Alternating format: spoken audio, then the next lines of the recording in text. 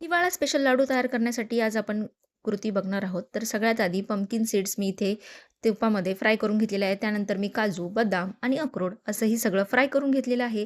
त्यासोबतच खसखसही फ्राय करून घेतलेली आहे आणि ह्या सगळ्याला एका पातेल्यामध्ये काढून घेतलेलं आहे. हे सगळं मिश्रण थंड झाल्यावरती आपण पल्स मोडवरती त्याला फिरवणार आहोत.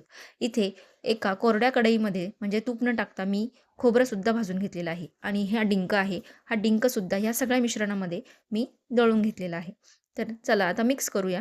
इथे आहे खोबरं, खारीकची पावडर आणि ड्रायफ्रूटचा पल्स मोडवरती फिरवून घेतलेला पावडर. तर हे सगळं मिश्रण आपण इथे एकत्र करणार आहोत. या सगळ्या मिश्रणाला छानसं एकजीव करून झाल्यानंतर आता आपण यामध्ये टाकणार आहोत गूळ. गुळाला तुपामध्ये छानसं असं मेल्ट करून घेतलेलं आहे. त्याला शिजवलेलं नाही आहे, जस्ट त्याला वितळून घेतलेलं आहे आणि इथे हे गुळाचं मिश्रणही आपण याच्यामध्ये मिक्स करून घेणार आहोत. आता याला एकदम चांगल्या हातांनी व्यवस्थित मिक्स करून झाल्यानंतर आपण लाडू बांधायला घेऊया. इथे लाडू छानसे बांधून झाल्यानंतर हे आपले असे पौष्टिक आणि हिवाळ्यामध्ये थंडी घालवणारे हे लाडू असे तयार आहेत. तुम्ही बघू शकता.